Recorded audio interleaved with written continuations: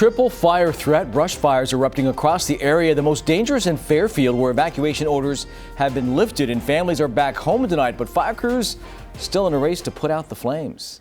Thanks for joining us for your CBS 13 News at 10. Lots to get to. I'm Tony Lopez. And I'm Marley Ginter. We saw 2 brush fires in Fairfield, another in Suisun City. The first grass fire sparked around 4 o'clock. This is right near East Travis Boulevard and Sunset Avenue in Fairfield. Another vegetation fire broke out in Suisun City, forcing Amtrak to hold 2 trains. And then back in Fairfield, flames near Vista Grande threatened homes and triggered evacuations. People have since been allowed back, but that fire burned just over 62 acres and is 75% contained tonight.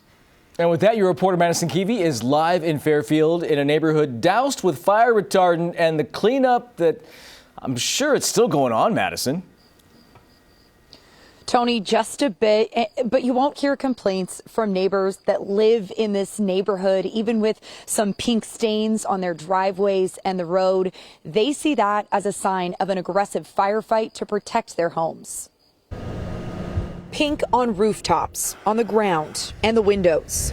We were packing up the car, the trunk, and as soon as I heard the aircraft, you just see this pink, reddish liquid just douse the whole house and the whole neighborhood. The talk on Skyview Circle after evacuation orders, fire crews' quick response.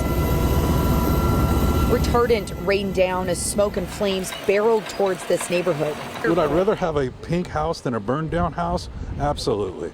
That is not a problem. More than 20 years on the block and a few evacuation orders, but nothing quite like this. So we're a little surprised. We're standing there trying to look at the smoke, and next thing you know, it sounds like a sprinkler hits the house, and then everything's red. A CAL FIRE spokesperson told CBS Sacramento the drop was likely on purpose as the winds pushed fire towards homes. But those same winds could have blown the retardant off course. Either way, neighbors told us they were grateful, and the pink everywhere was a sign of an aggressive firefight. When I came out to look at the smoke, just the plane came over and it completely sprayed me and my house in pink. And I'm like, you know what? My house is not going to burn. Crews coming at this fire at all angles, dumping fire retardant on the homes in this Fairfield neighborhood, then running a hose line up from the street to the backside where they could use that water to put out flames on the hillside and stop this fire from spreading. The work wasn't over, even when the flames were out. Crews stayed behind to help clean up.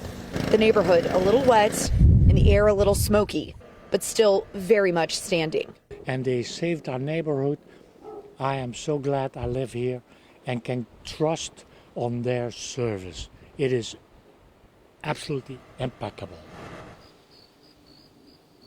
The last crew actually just drove out of the neighborhood here in the last 15 minutes. And you saw those shots at the end of the story and heard that sentiment from neighbors. By the end of the night, the focus wasn't on the hillside where that fire had been burning, but it was here hosing off cars, the driveways and houses with the fire engines before they all drove out and left. Neighbors, of course, reiterating how grateful they were for that part of this cleanup.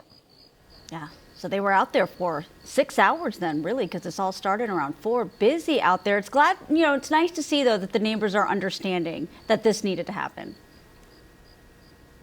Yes, Marley. And, they say if they have to clean up, get a little bit of pink off the roof, get it off the cars, to know that their homes were safe tonight, that is far and beyond something that they're willing to do. Yeah, pink house better than no house at all. Yeah, right? Pepto-Bismol neighborhood, it's still standing. Exactly. That's what we mean. All right, Madison, thank you for that live update.